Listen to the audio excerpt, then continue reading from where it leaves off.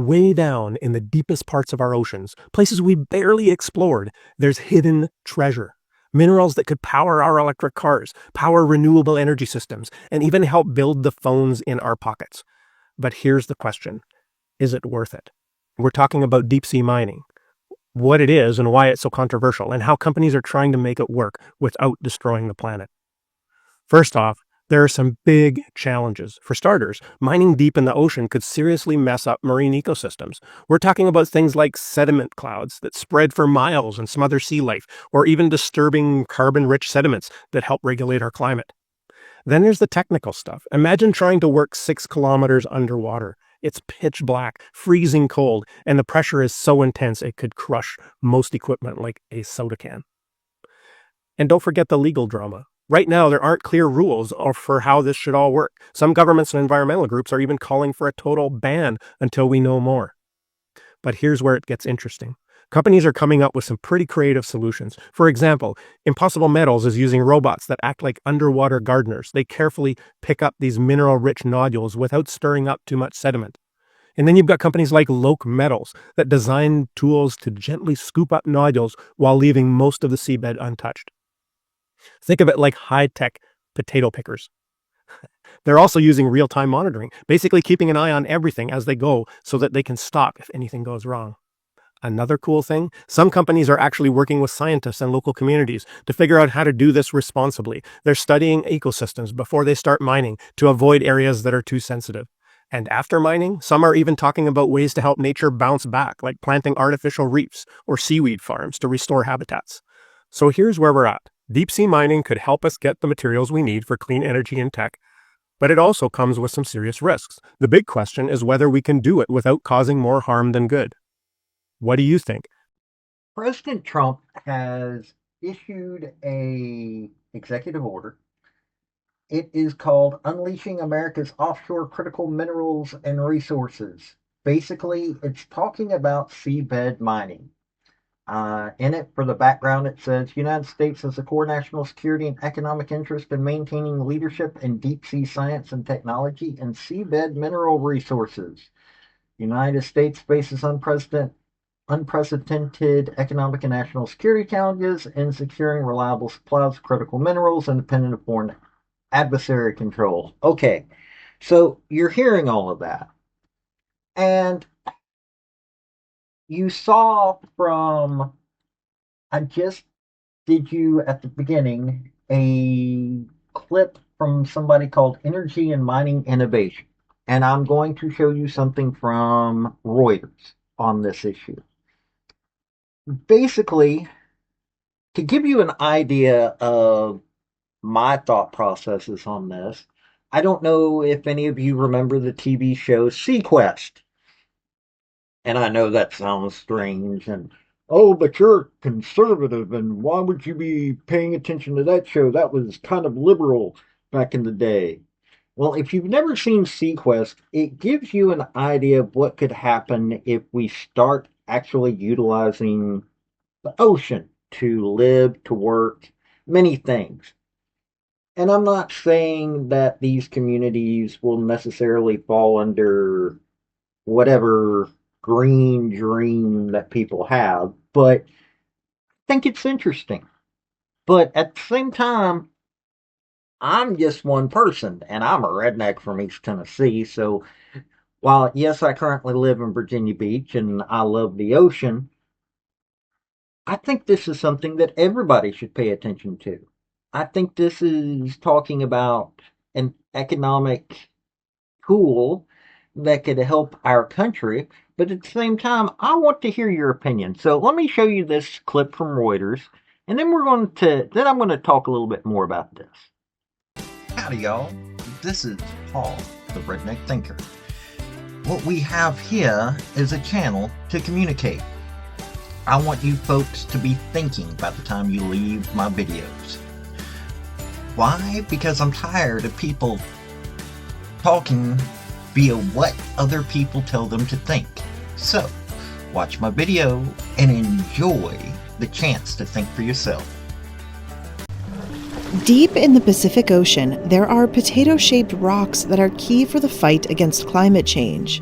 They take millions of years to form, and they're packed with metals used to make cell phones, batteries for electric vehicles, wind turbines, solar panels, and other electronic devices. As the world pushes for green energy, deep-sea mining is increasingly coming into focus. And the question is this: should we be extracting those minerals to help fight climate change? Scientists say they're not sure what kind of damage that might cause to marine ecosystems. But those minerals are increasingly becoming harder to find on land as demand for them soars. The most prominent type of deep-sea mining involves using a giant robot that's sent down to the ocean floor. It travels to depths of roughly 5,000 meters to the least explored place on the planet. There, it vacuums up the polymetallic nodules, the potato-shaped rocks from the seabed. The nodules are composed of manganese, nickel, copper, cobalt, and other trace materials, some of the key ingredients needed to fuel the energy transition. By 2040, the world will need twice the amount of these metals as it's using today to meet global energy transition targets, according to the International Energy Agency. Mining costs to find them on land have gone up, and it's contributed to deforestation, produced large amounts of toxic waste, and even fueled a rise in child labor in some parts of the world. Supporters say this is what makes deep-sea mining more appealing. But environmentalists argue land mining will continue whether or not deep-sea mining is allowed. Decades of research has shown that deep-sea mining could harm marine life or ecosystems. Once thought of as a desert devoid of life, the seabed is now estimated to have an extensive range of biodiversity. As the robot moves across the ocean floor, it stirs up huge sediment clouds that disrupt the deep-sea environment, which could harm the reproduction of corals and sponges. Mining could also destroy undiscovered hydrothermal springs, which have been found to act as octopus nurseries.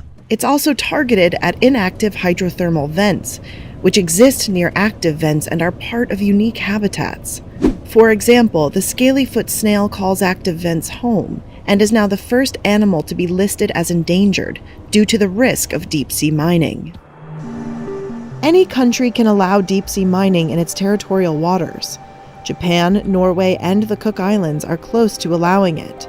A March 2023 petition had more than 1,000 signatories from 34 countries and 56 indigenous groups calling for a total ban on the practice. De fait, l'exploitation minière, mais comme toutes ces activités extractivistes, et on est finalement dans le prolongement, et pas du tout dans la transition, mais dans le prolongement du modèle extractiviste. But for countries like Nauru, a small island nation that is slowly being engulfed by the Pacific Ocean, slowing the pace of climate change is crucial. It's pushing for deep-sea mining regulations so companies can get to work.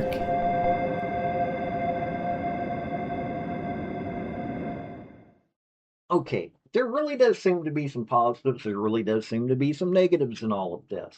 And you've got folks that are going to be fighting against it. I'm sure that some of the Democrat judges are going to do injunctions, which I'm going to do a video later today on that one. But here's something that I'm interested in hearing from y'all. Not from me, but from y'all. What do you think about this? In this,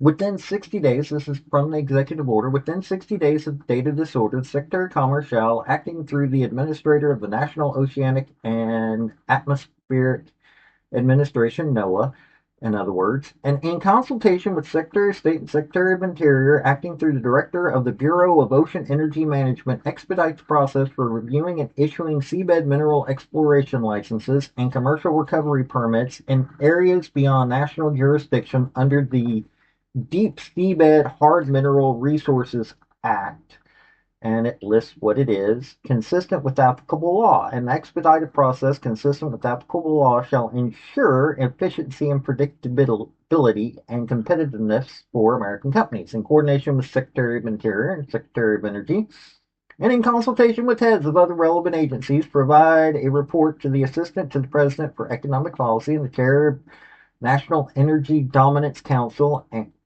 Dominance Council? Really? Sorry, that just sounds stupid. And the Vice Chair of the National Energy Dominance Now, I really National Energy Dominance Council. That just that identifies private sector interest. Basically, it's just a whole bunch of long things talking about who's going to be taking part in all this. Uh, you're talking about many government agencies getting involved, which, yeah, that one just sounds fun, including this national dominance thing. Um, but this is something that's going to affect your life. Could be that you could get a job, could be that new technology, could be that because we get this, that we're going to be able to increase our manufacturing because we have a new source of supplies. It can also help the Democrat organizations that hate anything and everything that actually moves us forward in this country. But I'm just one voice. I want to hear your opinion. So this has been Paul, the Redneck Thinker. Y'all have a good day now. Bye. So folks, that's the story that I wanted to bring you on this video. And I just wanted to say thank you again for coming by. Well, hit like, subscribe, comment, all that fun stuff if you don't mind. Help me out. So, y'all have a good day now. Bye.